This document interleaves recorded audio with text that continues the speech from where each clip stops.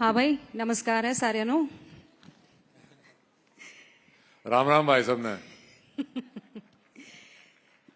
भाई ऐसे तो शुरू ना हो पाए, जोरदार तालियों की गड़गड़ाहट। और ये तालियां सीधी थैंक यू।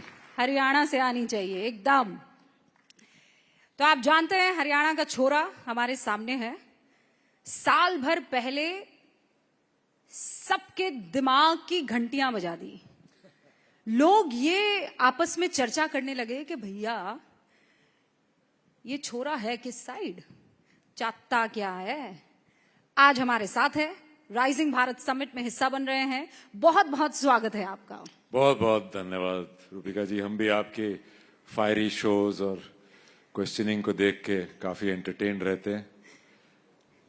इन्फॉर्म्ड भी रहते हैं। सॉरी, इन्फॉर्म्ड भी रहते हैं। ये साल कैसा रहा आपका? ये साल बहुत बढ़िया रहा। अभी तो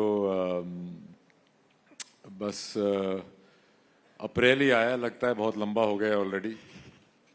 मेरी कल पिक्चर रिलीज हो रही है जाट, जिसको मैं पिछले अगस्त से शूट कर रहा हूं। और पहली बार मैंने किसी पिक्चर की शूटिंग से सीधा प्रमोशन में उसी पिक्चर के लिए किया है। तो बहुत लास्ट मिनट तक शूट करते रहे, तो काफ़ी थकान भी है, एक्साइटमेंट भी है, और लोगों के साथ अपना काम शेयर करने की इच्छा भी है। वो एक ट्रेलर देखा आपका गजब का, मतलब उसमें एक डायलॉग है आपका, वो तो आप ही बोल पाएंगे कि नाम बहुत पसंद है। तो एक बार बोल के बताइए। मुझे मेरा नाम बहुत पसंद है, रणदीप हुड्डा। रणदीप हुड्डा अब से कुछ टाइम पहले तक उन एक्टर्स में शुमार थे जिनको जाकर पत्रकारों से बात करना पसंद नहीं था। एक ऐसा एक्टर जो चाहता था कि पर्दे पर मुझे देख लो, समझ लो मेरे किरदार को, दैट्स अबाउट इट। ये बदलाव कैसे आया? रणदीप अब जाने से सोचते नहीं है, यहां जाना है चलो चलेंगे, ये पूछना है चलो पूछो। ये दिल कैसे खुला, किसने खोला? देखिए, हम उन एक्टरों को देख के बड़े हुए थे जो कि हमें पर्दे पे ज़्यादा दिखते थे और उनके बारे में हमें नॉलेज कम होती थी।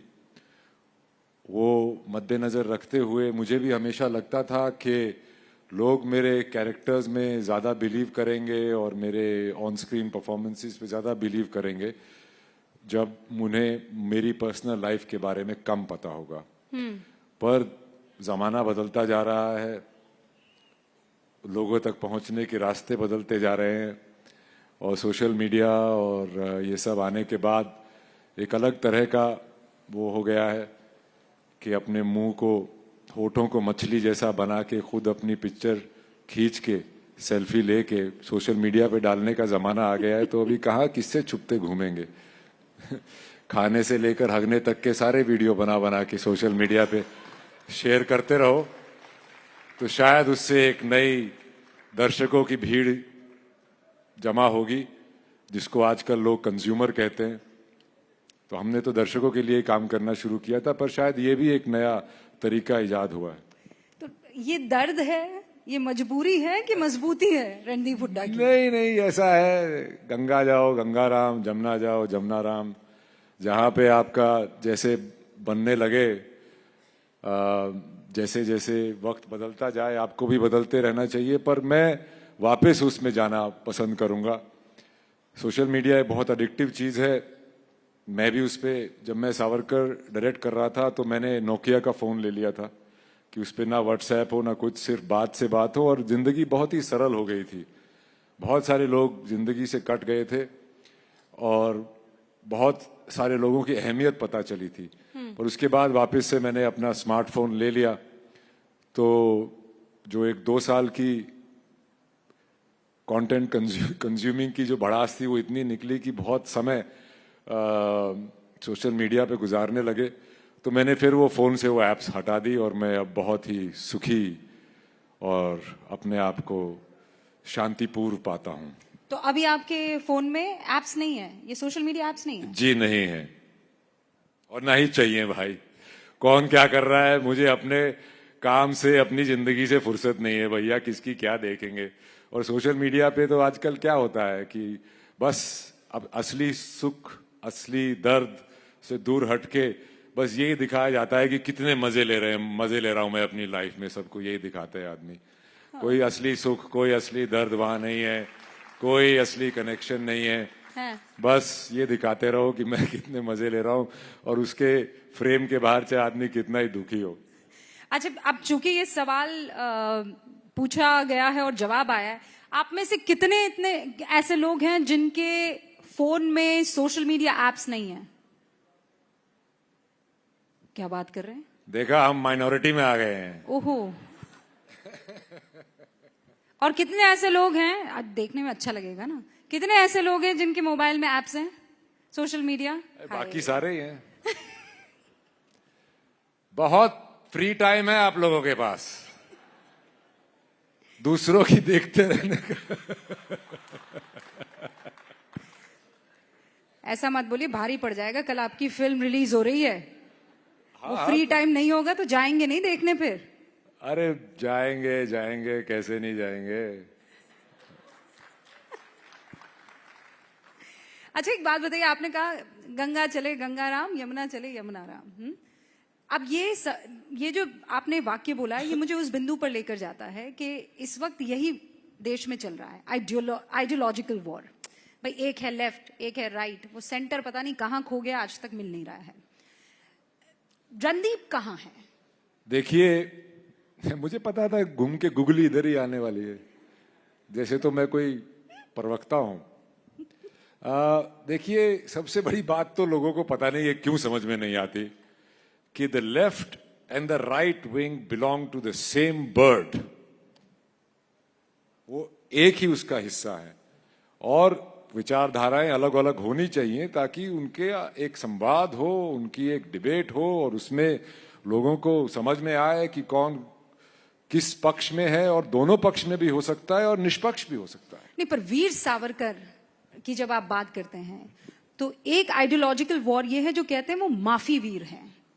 उनको बुज़दिल तक का तमगा दे दिया गया कि माफी मांग के ये शख्स जो है बाहर निकला। और रणदीप हुड्डा एक मूवी बनाते हैं जहां वीर सावरकर के, आपने वीर पूरी फिल्म में कहीं नहीं कहा, लेकिन जब आदमी देखकर बाहर निकलता है तो वो उसको एहसास होता है कि भाई जो इस शख्स ने किया होगा कैसे किया होगा, तो फिर तो बढ़ जाता है ना मामला। एक है जो कहते हैं माफी वीर है ये। देखिए, वो उनपे पॉलिटिकल लालचनाएं तब से चली आ रही हैं जब हिंदुस्तान में 3 मेजर पॉलिटिकल पार्टीज होती थी, जिसमें से एक इंडियन नेशनल कांग्रेस होती थी, एक हिंदू महासभा होती थी और एक मुस्लिम लीग होती थी। तो उस वक्त से आज भी वैसा ही होता है। विपक्ष गवर्नमेंट पे लालचना लगाता है और गवर्नमेंट विपक्ष पे लालचना लगाते हैं। एक जोक है इसके ऊपर, सुनोगे? विपक्ष ने गवर्नमेंट की प्रशंसा की। ये तो ब्रेकिंग न्यूज है। तो इसी पॉलिटिकल लालचना में उनका नाम भी आ गया। अब मेरा एक ही सवाल है, मैं उसमें जाके बैठ के उनके नाम की बहुत दलीलें मैं दे चुका हूं, तुमने सुनना है सुनो, नहीं सुनना मत सुनो। पर मेरा एक ही सवाल है, भाई जो आदमी माफी वीर था उसको 27 साल उन्होंने बंदी बना के क्यों रखा? अंग्रेजों ने 27 साल बंदी बना के क्यों रखा उस आदमी को जो माफी वीर था? यही एक सवाल आप अपने आप से पूछिए, उसके बारे में सोचिए। और जो माफी वीर नहीं थे वो खुले क्यों घूमते रहे? उनके जेल में बटलर, बैडमिंटन कोर्ट और रोज गार्डन क्यों होता था? आगा खान पैलेस में क्यों रहते थे वो बंदी बन के? तो ये सवाल आपको अपने आप से पूछने चाहिए और रिसर्च करनी चाहिए कि भैया जो आदमी माफी वीर था, जिसने अंग्रेजों की माफी मांग ली, ये कर लिया वो कर लिया, उसको 27 साल बंद करके क्यों रखा? वो तो उनका सबसे बड़ा पैरवी करने वाला होना चाहिए था। तो आपको दुख होता है कि वो आपके ऊपर ये तमगा लगा देते हैं? और इनफैक्ट मैं आपको पुराने टाइम में ले जाती हूँ, आपको पसंद भी है जो किरदार आप निभाते हैं, आप उसकी रूह में, भाई रूह जिस्म में जाती है पर आप उसका अपना जिस्म जो है उसकी रूह में डालने की पूरी कोशिश करते हैं। तो उस वक्त आपने बताया 3 लोग थे, 3 पार्टियां हुआ करती थी, आईएनसी थी, हिंदू महासभा थी और इंडियन मुस्लिम लीग। ये कम्युनिस्ट पार्टी भी होती थी पर उसको ज्यादा तवज्जो नहीं था। ठीक है, लेकिन सबसे ज्यादा आइडियाज उन्हीं के दिमाग में चलते हैं। फ्री टाइम बहुत होता है उनके पास, एक के बाद एक बड़ी खबरें। तो रणदीप हुड्डा अगर सोशल एक्टिविस्ट होते या पॉलिटिशियन होते उस टाइम में, तो इन तीनों में से किसके संग होते? या चलिए चौथा कोण भी दे देती हूँ, कम्युनिस्ट, किसके साथ होते? Hindu Mahasabha, Indian Muslim league, INC और कम्युनिस्ट। देखिए, ये सब बातें भी कुछ ही लोगों में होती थी, बाकी देश तो गरीबी से जूझ रहा था, गुलामी से जूझ रहा था और अपना जिंदगी काट रहे थे। मैं किस पार्टी में होता मुझे ये नहीं पता, क्योंकि ना मैं उस वक्त था और उस वक्त मेरी विचारधारा क्या होती मुझे नहीं पता। मैं शायद अंग्रेजी फौज में होता। तो फिर आप गद्दार हमारे बहुत कहलाते? सारे लोग अंग्रेजी फौज में थे, भूल रहे हैं लोग, जिन्होंने अंग्रेजों के पक्ष में, फर्स्ट वर्ल्ड वॉर में गांधी जी ने बोला था कि अंग्रेजों के पक्ष में लड़ते हैं तो शायद हमें आजादी जल्दी मिल जाएगी।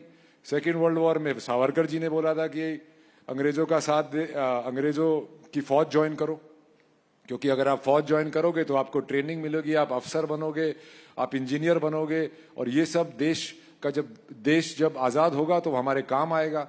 वो कहते थे कि वेपन्स की ऑर्डिनेंस फैक्ट्री जैसी आजकल हमारे पास है वो हमारे पास होनी चाहिए ताकि हम सशस्त्र बने।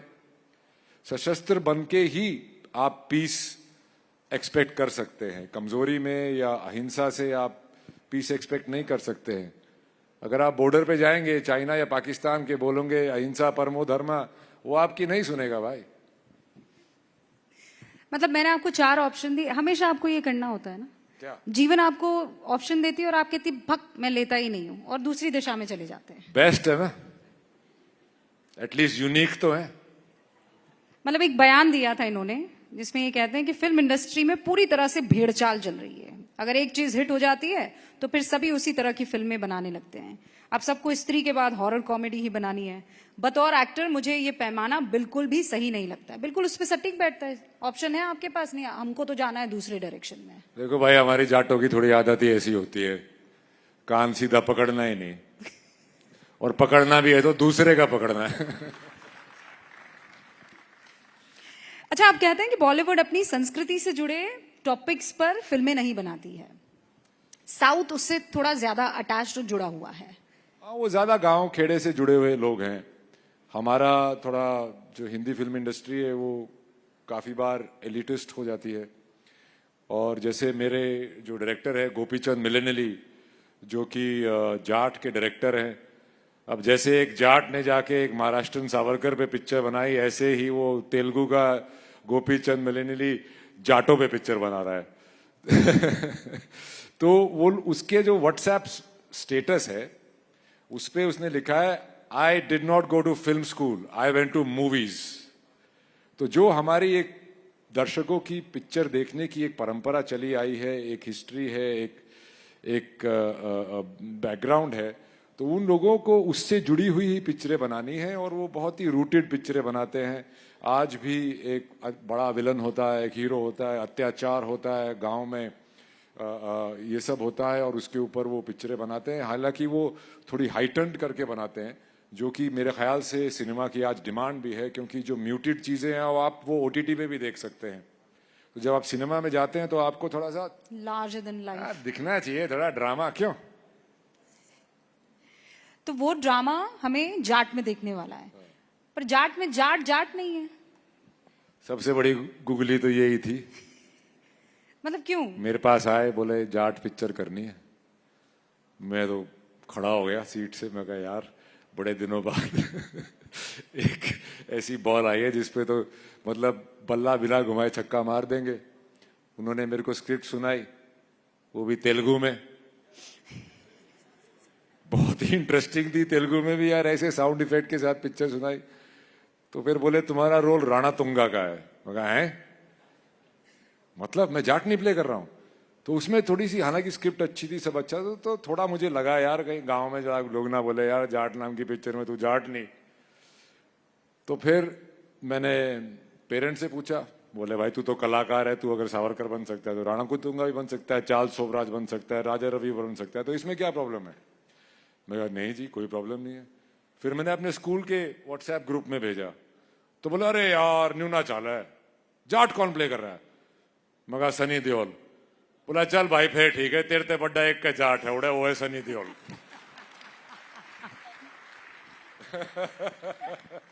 अच्छा, कैसा कैसा लगा आपको सनी पाजी के साथ एक्ट करके? अरे मतलब बहुत जाट बहुत। वर्सेस जाट जब हुआ आए था, थे यहाँ पे, हाँ। कितने सॉफ्ट स्पोकन है।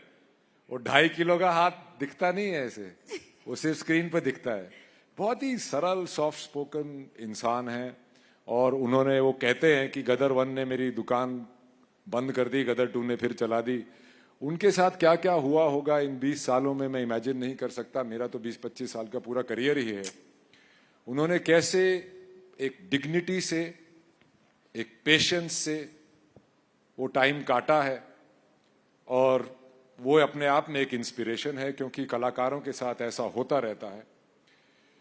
और जब उनके साथ काम किया तो हम भी अपने हॉस्टल में कवर्ड पे टूथपेस्ट से उनके पोस्टर लगाते थे, और डोले शोले हम भी नापते थे उनके। वही लड़ाई होती है, भाई संजय दत्त की बॉडी बड़ी है सनी देओल की, तो हमारे यहाँ तो भाई सनी देओल ही चैंपियन था।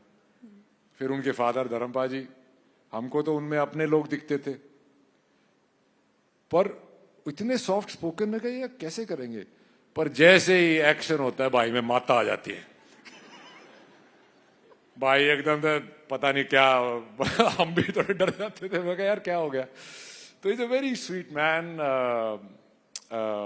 Very, he is meant for larger than life cinema, and I really wish him well, and I hope this movie is a big sixer for him so that we can see more of that roar on the screen. लेकिन आपने जब उनके साथ fight sequence किया होगा तो 2.5 kilo का हाथ आपके ऊपर खूब पड़ा होगा, तो आपने अपना 250 ग्राम का हाथ वाथ उंगली कुछ ऐसा? आपको ये किसने बताया कि मारा 250 ग्राम का है यार? देख ना आपके सनी देओल का पड़ा है ना मारा। अरे सनी पाजी बड़े जाट हैं, तो मैंने कहा उनको थोड़ा, आप इतनी रिस्पेक्ट पे कर रहे थे तो मैंने कहा चलो मेरा भी 250 ग्राम दे दीजिए वहां नहीं नहीं, हम अपना हाथ तोलते नहीं है ज्यादा। नहीं ऐसा कुछ नहीं है। ही सच अ एक्सपर्ट एट एक्शन, मतलब तुम्हें लगने का तो सवाल ही पैदा नहीं होता। पर जब हम मार रहे थे तो मुझे बड़ा डर लगता था, तो मैं फेस पे मारना था तो यहां मारता था। तो बोले यार मेरे फेस पे मारना, मैं हट जाऊंगा। मैं कहा यार पाजी थोड़ा लगी चल। तो he was very, he had a big bravado about it, and I quite enjoyed working with him, and yeah. अच्छा, आपका इंस्पिरेशन कौन है बॉलीवुड में? यार मैं खुद इंस्पिरेशन बनने की कोशिश कर रहा हूँ। इंस्पिरेशन बहुत है। मैं नसीर साहब के साथ बहुत दिन थिएटर किया, उनकी वर्कशॉप्स की, उनसे सीखा। और सनी पाजी and his larger than life persona, Salman and his goodwill and his larger than life persona. There's many people who are inspirational, people who have had long careers and have stayed on top of their game. I always believe, like आपने जो पहले ये जो interaction का और social media का जो सवाल किया था, आज भी आप ये बात नोटिस करिएगा, आज भी हमारे देश में जो बड़े स्टार हैं जिनको हमें देख के लगता है कि ये कुछ भी कर सकते हैं, वो स्टार हैं जो इंटरनेट और सोशल मीडिया के पहले थे। क्योंकि उनको देखने के लिए हमें फिल्मी मैगजीन लेनी पड़ती थी, चित्रहार देखना पड़ता था, आपको पिक्चरें देखनी पड़ती थी, वीडियो कैसेट हायर करना पड़ता था। अब तो आप मुफ्त में बटन दबाओ, किसकी क्या चल रहा है, कौन कितने कपड़े पहने हुआ है, कहाँ गया है, क्या हॉलीडे चल रहा है, क्या सब कुछ पता चल जाता है। तो वो एक इंट्रीग, एक स्टार, वो दूर अंतरिक्ष के जो सितारे थे, उनको देखने के लिए आपको एफर्ट करना पड़ता था। तो ये भी एक थॉट है कि क्या उस वक्त के स्टार्स आज भी इतने वो क्यों हैं? क्योंकि हमारे जहन में उनकी एक रेयरिटी थी, उनकी एक स्पेशल वैल्यू थी, वो हर जगह नहीं दिखते थे। तो वही शायद मैं भी उसी को फॉलो करने की कोशिश कर रहा था, पर मरता क्या ना करता। हाँ, क्या करें फिर? हाँ, करना ही पड़ेगा भाई। और बॉलीवुड में फिर आप एडजस्ट कैसे कर पाएंगे? मुश्किल हो जाएगी ना। मैं तो जब बॉलीवुड गया था, एक्चुअली मैं बॉलीवुड में सिर्फ हॉलीवुड के लिए अपनी शो रील बनाने गया था। 20 साल बाद हॉलीवुड में काम करने मिला। जब मैं हॉलीवुड गया तो वहां पे पहले एक ईटीसी का चैनल आता था बॉलीवुड में ईटीसी चैनल होता था। जिसके ऊपर सारे गाने और प्रोमोज आते थे। तो मैं अपनी काउच पे बैठा सोचता था कि यार, काउच नहीं, पहले तो नीचे गदेली होती थी, गदेली में बैठ के सोचता था कि मैं कौन सी पिक्चर में फिट होता हूं। तो मैं किसी भी पिक्चर में फिट नहीं हो रहा था जब तक कि मैंने कंपनी नाम की एक पिक्चर का ट्रेलर नहीं देखा जो राम गोपाल वर्मा ने बनाई थी। तो वो देख के मुझे लगा यहां मैं काम कर सकता हूं भाई। फिर कुछ ऐसा इत्तेफाक हुआ कि थिएटर में मेरे को किसी ने देखा, फिर वो भी आए प्ले देखने, और फिर वो मुझे, उन्होंने अपनी फैक्ट्री में एक पिक्चर में विलन का ही रोल ऑफर किया जिसका नाम था एक। वो पिक्चर कभी बनी नहीं, पर उन्हें एक ऐसा विलन चाहिए था जो कि एक अकेला एक साइड हो और पूरी इंडस्ट्री एक साइड हो। पर वो पिक्चर बनी नहीं, और मैं कुछ दिन के बाद उनके पास जाके बोला कि भैया अभी मैं क्या करूं। बोला नहीं नहीं, तुम और कोई काम मत करना, तुम्हें मैं लॉन्च करूंगा। तो ठीक है, मैं कहा घर कैसे चलेगा। तो बोले घर का कितना खर्चा होता है भाई महीने का। तो मैंने बड़ा चढ़ा के बोला जी 35,000 रुपए। उन्होंने बोले मेरी 35,000 रुपए की तनख्वाह बांध दी, और 3 साल में 35,000 रुपए की तनख्वाह पे कुछ ना काम करने के लिए मैं लेता रहा। ऐसे ही मेरी लाइफ में काफी ऐसे इत्तेफाक हुए कि मेरे 25 साल के करियर में से 11-12 साल तो मैं एक दिन भी सेट पे नहीं गया हूं। तो सवाल क्या था आपका? बॉलीवुड में एडजस्ट कैसे करते हैं हाँ, तो बॉलीवुड में ऐसे एडजस्ट हुए यार कि अपना एक सोचा कि मुझे ये करना है। और मुझे शुरू में ये भी हुआ कि मैंने डी और रिस्क जैसी पिक्चरें की जो कि थोड़ी सनी पाजी टाइप की पिक्चरें थी। और उसके बाद सबने यही कहा कि एक ही लुक रखो, एक ही जैसा दिखो, एक ही तरह के रोल करो ताकि आपकी एक इमेज बनेगी, उससे ही सितारा बनता है आदमी। मेरे को उस वक्त तक मेरी लाइफ में नसीर साहब तो थे ही, फिर ये डैनियल डे लुइस पुइस ये सब लोग आने लगे। तो मेरे को लगा यार काम तो ये अच्छा है कि हर चीज में आप अलग अलग करो। तो वहां से मैंने अपनी जर्नी शुरू की। और मैं, अगर आप मेरे रोल्स उठा के देख लो, कोई 40-45 पता नहीं कितने मैंने टाइटल्स किए हैं, उसमें से एक दो को छोड़ के आपको मैं किसी में भी एक जैसा नहीं दिखूंगा। मेरी नकल भी, आप रेडियो वेडियो पे नकल उतारते ना लोगों की, मेरी कोई नकल भी नहीं उतारता है, और I take it as a matter of pride. तो मैं बॉलीवुड में अपने अलग अलग रूप और वर्सेटैलिटी को लेके ही एडजस्ट होने की कोशिश कर रहा हूं। हुआ हूं पता नहीं, आगे पता चलेगा। नहीं तो ये तो बॉलीवुड में ही नहीं, आप तो यहाँ स्टेज पर भी देख लीजिए, कभी आप डायरेक्टर होते हैं, कभी आप एक्टर होते हैं, यहाँ पर आप पॉलिटिशियन की तरह बोल रहे हैं। अरे तो अच्छे क्या हैं आप, मतलब दिल के करीब क्या है आपके? मैं अच्छा इंसान बनने की कोशिश करता हूं यार। हाय बाकी हाय, सब चीजें तो हाय हाय। बाकी सब चीजें तो आपके ऊपर लगाई जाती है। नहीं, आदमी को हर तरह की चीजें करनी चाहिए। मैं आजकल लिखता विखता भी हूं। एक कलाकार के तौर पे आपकी सिर्फ एक ही कला नहीं होती, आपका एक कलाकार का माइंड सेट होता है। No but what is your ultimate goal, क्या है? आप शाहरुख खान बनना चाहते हैं, सलमान खान बनना मैं चाहते हैं? रणदीप हुड्डा बनना चाहता हूं यार, क्या बात कर रहे हो। आज मैं यहाँ बैठा हूं, मैं किसी और की तरह बन के नहीं बैठा हूं, मैं खुद बन के बैठा हूं भाई, जिसमें उतना ही पॉलिश है जितना उसमें रफ है। बहुत खूब। तो लेकिन एक आपका टारगेट है कि यहां तक पहुंच जाऊं, उसके बाद तो फिर देखा जाएगा? नहीं, मेरा टारगेट वो नहीं है। मेरा वर्क लाइफ बैलेंस बहुत खराब रहा है। हम काम के लिए जिए हैं, इस काम से ही शादी हो गई थी बहुत साल पहले। तो मैं उसको ठीक करना चाहता हूं। मैं और बहुत सारी कहानियां बताना चाहता हूं। मैं डायरेक्ट करना चाहता हूं, मूवीज बनाना चाहता हूं, मैं बहुत कुछ करना चाहता हूं। पर I'm just scared that I don't spread myself too thin, that's all. आपने शादी की बात की, मुबारक अभी माशाल्लाह। Thank you, thank you, thank you. आपकी शादी, और कितने चर्चे हुए। पिछले साल तक मैं थैंक यू बोलता था, आजकल मैं thank you thank you thank you. और चर्चे ऐसे थे कि क्या खूबसूरती से शादी हुई है, सारे रीति रिवाजों को ध्यान में रखा गया है, और दोनों आप बड़े खूबसूरत लग रहे थे। लेकिन उसके बाद एक चर्चा ये हुई कि रणदीप हुड्डा तो हर चीज पे बड़ा खुलकर बोलते हैं, शादी मणिपुर की लड़की से की है, वो खुद एक एक्टर हैं, मणिपुर में हो रही हिंसा पर तो कुछ ना बोले रणदीप हुड्डा। हालांकि हालात आज की तारीख में ठीक हैं, वहां पर रूल लगा दिए गए हैं, अब सीएम साहब नहीं देख रहे हैं, अब गवर्नर साहब देख रहे हैं, प्रेसिडेंट रूल लगा दिया गया है। लेकिन आप क्यों नहीं बोले मणिपुर पर कुछ? मैं बोला, आपने नहीं सुना। शायद वो सोशल मीडिया पे इतना वायरल नहीं हुआ।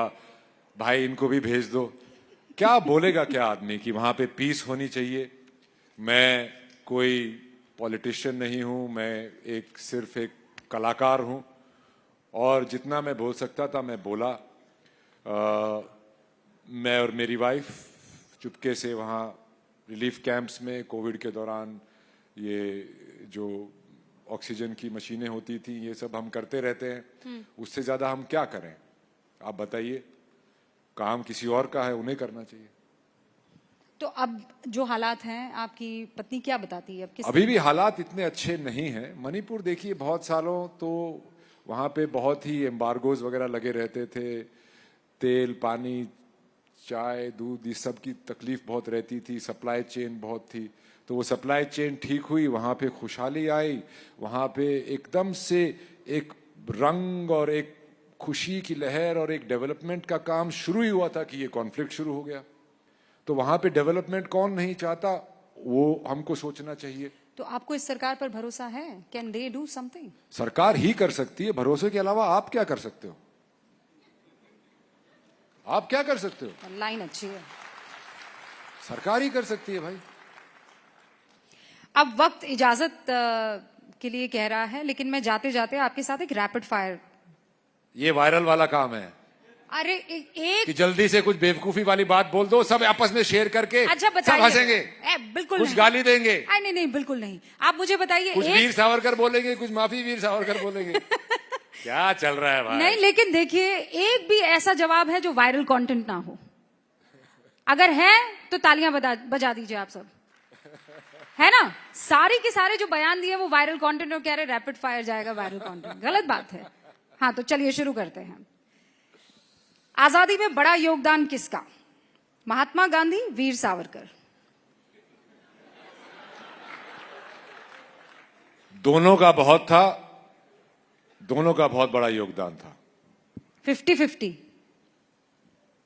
आप किस पक्ष में है उसके हिसाब से देखिए। नहीं, मैं तो भारत के पक्ष में हूं। दोनों पक्ष में मैं भारत अच्छा, के इस पे मैं एक बात बोल देता हूं, वायरल मटेरियल। 1940 से 1950-52 तक कोई 40-60 देशों को आजादी मिली थी अंग्रेजों से, राइट? वहां पे ना सावरकर थे ना गांधी थे, वो आजादी कैसे मिली? ये सवाल आप सबके लिए है। तो वहां भी कोई गांधी रहा होगा, वहां भी कोई सावरकर रहा होगा। भारत देखिए, के अंग्रेज थक परिप्रेक्ष्य गए में। थे, अंग्रेज थक गए थे। अंग्रेज थक गए थे और वर्ल्ड वॉर 2 में उनके बहुत नुकसान हो गया था। वो अपनी British empire where the sun never sets को एडमिनिस्ट्रेटिवली कंट्रोल नहीं कर पा रहे थे। वर्ल्ड वॉर 2 से जितने भी हमारे सैनिक वापस आ रहे थे, जो कि ट्रेंड थे, जो कि सशस्त्र थे और जो शस्त्रों के बारे में ट्रेनिंग जानते थे, वो लोग भी इनका रूल एक्सेप्ट करने को तैयार नहीं थे। जब इन्हें लगा कि बगावत हिंसक हो सकती है, जो कि बहुत पहले हो सकती थी, ये लोग यहां से चले गए। और विभाजन भी देश का सिर्फ हिंदू मुस्लिम पे नहीं हुआ था। ये रैडक्लिफ को जिसको बुलाया था, इनको नहीं पता था, तो पहले कभी आए नहीं थे। विंस्टन चर्चिल ने बहुत ही स्मार्टली ये विभाजन की बात 1945 में ही सोच ली थी, क्योंकि स्टालिन साहब, जैसे अब चाइना कराची में पोर्ट बना रहा है, स्टालिन साहब पोर्ट बना रहे थे। रशिया अफगानिस्तान तक आ चुका था। इंडियन जो कांग्रेस पार्टी थी वो सोशलिज्म की तरफ जा रही थी, तो उन्हें एक बेस चाहिए था एलाइड फोर्सेस को, जो कि पाकिस्तान था। और अगर आप आज पाकिस्तान की हिस्ट्री देख लें तो उन्हीं को वेस्ट से इतनी सपोर्ट क्यों मिलती है, वहीं पे वेस्टर्न ट्रूप्स क्यों हैं? Because of the main point जो अभी आप जिक्र कर रहे थे। जी भाई साहब, हिस्ट्री का प्रोफेसर बैठा है मेरे सामने इस वक्त। अरे यार, मैं तो कलाकार ही था, तुमने बना दिया। पूछ पूछ के सवाल मुझे भी याद करके आने रैपिड फायर पड़ते। राउंड था, आपने पूरा एक बढ़िया सा लेक्चर दे दिया। अच्छा, आपकी पसंद क्या है, साउथ की फिल्में कि बॉलीवुड? फिल्में। वाह। पसंदीदा जगह कौन सी है, रोहतक कि मुंबई? गांधी, सावरकर, रोहतक, मुंबई, मतलब क्या बात आप कर रहे हंस हैं? रहे हैं तो कह रहे हैं कि ये क्या बात हुई? भैया दोनों है। एक मेरे मिट्टी का घर है, एक मेरी किस्मत का घर है। ब्यूटीफुल। अच्छा, मुझे ये बताइए कि आपको सबसे अच्छा पॉलिटिशियन कौन लगता है? आज की तारीख में तो दो ही हैं, एक विपक्ष है और एक पक्ष है, नरेंद्र मोदी, राहुल गांधी। अरे भाई, शुक्र है आपने ऑप्शन दे दी, Narendra Modi ji. Thank you so much. Thank you, thank you. I hope you जोरदार तालियों के साथ एक बार फिर से thank you very much. Thank you Hooda ji का यहाँ राइजिंग भारत समिट में शुक्रिया कीजिए। Thank you so much. Thank you, Randeep. Thank you so much. Cheers. Walk off. Thank you, Rubika. Thank you so much.